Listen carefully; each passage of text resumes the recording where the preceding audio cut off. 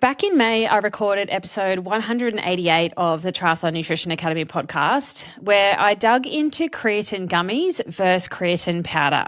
We talked about the pros and cons of both forms and how gummies look tasty and are super convenient, but independent testing around that time showed that many brands didn't actually contain the amount of creatine that they said they did on the label. Some had virtually no creatine in them whatsoever.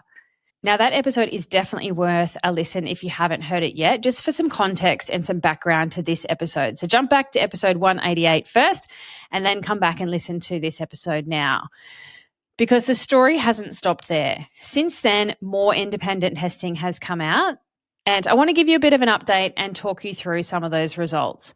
Some brands have delivered as promised, but others are still absolute shockers when it comes to creatine content.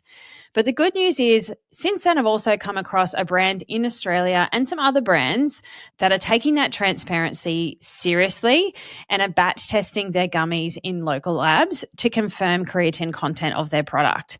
So today I wanted to take a look at the latest data of that independent testing of creatine gummies, which brands to definitely avoid at this moment in time, and how the industry might finally be starting to shift in the right direction.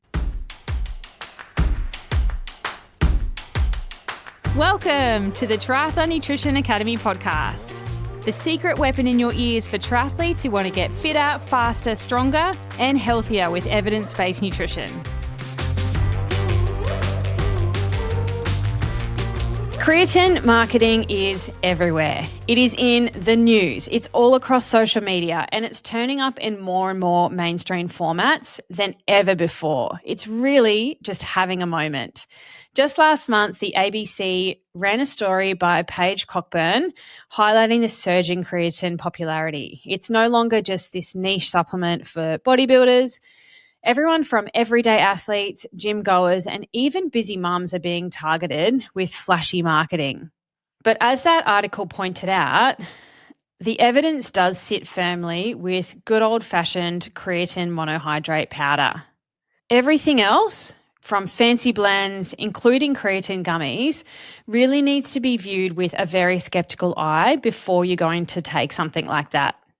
Now, before we dive into the latest independent testing when it comes to creatine gummies, I just wanted to quickly cover some creatine basics, especially if you're new here or if you haven't listened to episode 188 of the Triathlon Nutrition Academy podcast yet. So what is creatine? Creatine is a compound that comes from 3 amino acids that's naturally found in our muscles and our brain, and it helps to regenerate ATP, so the energy currency that our body uses, particularly for the really quick, explosive, fast type movements.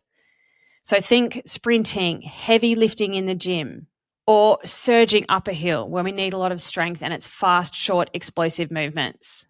Why would you supplement with creatine? Well, our body will maintain a certain level of creatine saturation in the muscle, and supplementing is going to help increase our muscle creatine stores. Over time, that's going to translate to better strength, increased muscle mass, and improved, particularly repeated sprint performance.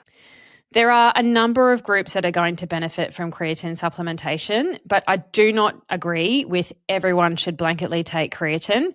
Some of the subgroups that will benefit are athletes in those power and strength sports, so sprinters, team sports where they've got short, sharp sprints in between more aerobic type activity. It's those short, sharp sprint surges that they will benefit from having some creatine saturation in their muscle. Think powerlifting as well. Masters athletes who are fighting this battle of decreasing muscle mass as we age, and vegetarians and vegans who might have a naturally just lower level of creatine in their muscles because their dietary sources of creatine are lower. But creatine is not a magic bullet. It's not going to shave minutes off your 70.3 time. It could help in these short, repeated bursts of high-intensity effort and maintaining or increasing muscle mass over time. Now, I'm not suggesting that everyone should go out and blindly start taking creatine supplementation. without first getting advice from a sports dietitian or a sports physician first to make sure that it is what you actually are going to need, you are going to benefit from, and it's not going to do any harm. Now, because creatine works through saturating our muscle stores, there's value in that consistency of supplementation over time.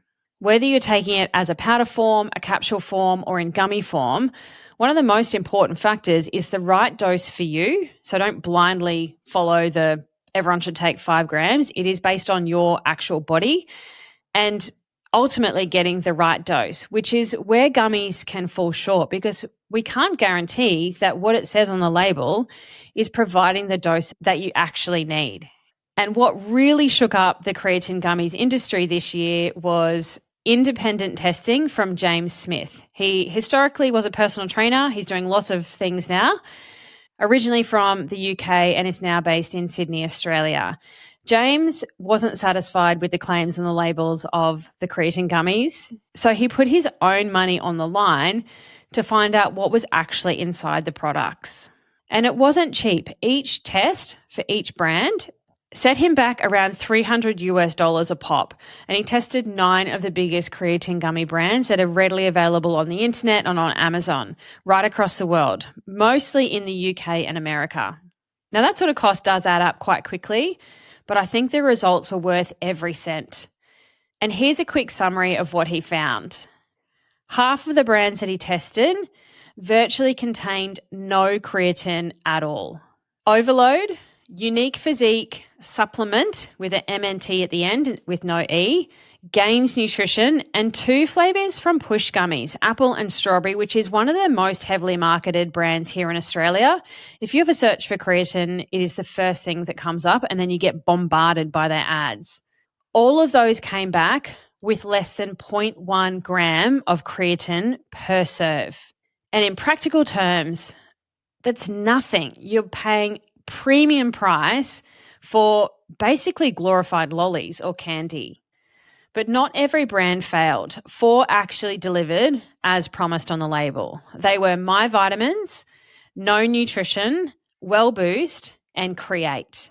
These brands contained between 3 to 5 grams of creatine per serve, so close to what is actually stated on the label. It wasn't exact per the label, but it was close.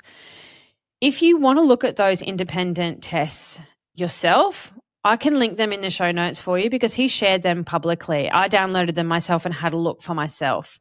So the takeaway from James's testing was super clear that the creatine gummies market is still just a mixed bag, pun intended. You might be buying a reliable product, one that has the right amount of creatine as per the label, or you could be getting a product that is just basically expensive candy. And unless there is independent testing in a lab, it's hard for you as the consumer to know if the product is right or not. It is honestly the Wild West out there. Now, after hearing all of that, you'd be forgiven in thinking that creatine gummies are a total write-off for now, and I would probably agree. But there is some good news. There are signs that the industry is starting to clean itself up, which is great. It just took one guy with huge balls to call out all these companies to make them start to change, which I'm all for. I recently came across an Australian company called Buff Bear Gummies, and they are doing exactly what I called for in episode 188 of the podcast, independently batch testing and showing that transparently to the consumer. Every batch of their gummies is tested in the ACS laboratories here in Victoria, Australia, and are proudly displayed on their website. Their most recent lab report showed that each gummy contains 1.245 grams of creatine monohydrate. So that means if you take, 3, 4, 5, or whatever dose you need for you, you'll be getting what you need. And it's really easy to calculate and work out with that transparency. Now, this is a huge step forwards in the creatine gummy space. And instead of just slapping a label on a product and hoping that consumers won't ask questions, which I hope that listening to this podcast, you're not one of those type of people anymore, Buff Bear is actually backing their claims with real data. And they're doing it all in Australian labs as well, not overseas and outsourcing, which I think is really important. Now, to me, this is exactly how supplement companies should be operating. They need to be transparent, they need to be accountable, and they need to give you as the athlete, as the consumer, confidence that what is on the label is what is actually in the product. It's not rocket science, but it's crazy that this is not already happening. Now, before you go out and actually buy a tub of creatine gummies, I do want to give you a few little simple ways to spot whether a gummy might actually contain creatine or if it's just a lolly dressed up as a supplement. Tip number 1 is to actually look at the appearance of the thing. So real creatine doesn't dissolve perfectly when it's turned into a gummy. It tends to recrystallize as the gummy sets, leaving the product in the mold slightly cloudy and with a bit of a grainy texture. So if your gummy looks completely transparent, maybe it's glossy, then that is a huge red flag that it doesn't contain much, if any, creatine at all. Tip number 2 is to feel that texture when you bite into it. A proper creatine gummy will often have a slightly grainy bite, again because of that recrystallization. If it chews like just a normal lolly or candy, then I would definitely be suspicious. And tip number 3, which I think is the most important factor, look for transparent lab testing that's not been faked. Make sure if there's a QR code on there, it hasn't been scrubbed out. Any brand that is worth you handing over your hard-earned cash for should be publishing those certificates of analysis or third-party batch testing per each batch as well. That's really important. You want to have a look at the batch number of what is on offer for sale, front and center on their website at that place of purchase.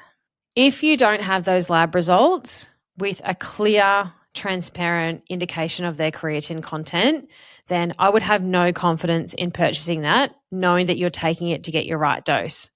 So follow those 3 tips and that will help you avoid some of the really obvious fakes that are out there on the shelf, and there are plenty. So where does that leave us? Firstly, creatine is still one of the most researched supplements out there, and it is beneficial for some subgroups of the population, but not all. And it's only going to be effective if you're taking the right dose for you consistently and actually getting what you pay for. And that is a big problem with creatine gummies right now. Half of the brands that are being tested have little to no creatine content in them. So a massive thanks to James for putting his own money on the line to do this, to call out the BS, because without that independent testing, we would still be fumbling around in the dark. But on the flip side, we are starting to see change, which is what I wanted to highlight today. And I think it's really important that we are seeing progress. Buff Bear Gummies here in Australia is one company. And if you have a look at James' reporting of those brands that I said earlier that did have the right amount, they are starting to see that shift and change too. And they are leading the way with this independent batch testing, showing their gummies do contain creatine. And that's the kind of transparency and accountability that this industry needs. So remember, if you are considering gummies, look for those red flags that I talked about and those 3 tips to identify a real from a fake. And if they're completely clear, smooth, they look like a normal lolly and there is no lab report in sight, then that is a huge warning sign. Do not add to cart. Until more companies lift their game, then the most safe and most reliable option is still good quality creatine monohydrate powder. If you missed episode 188, go back and listen to that for the foundation of this topic. And if you want to learn how to use creatine properly in your training to know exactly how much for you, when to have it and how to take it, and even whether it's the right thing for you where you're at, then that is something I teach my athletes inside the Triathlon Nutrition Academy program. You can learn more about that at dietitianapproved.com/academy. Thanks for tuning in today. I hope you found this helpful. Please share it with a training buddy or anyone you know that is taking creatine gummies. And let's start to be a little bit more critical around the types of things that we put in our body and spend our hard-earned cash on. If you haven't already, hit subscribe on the podcast so you never miss my weekly dose of evidence-based sports nutrition, and go and follow along on YouTube as well. I'll see you next week.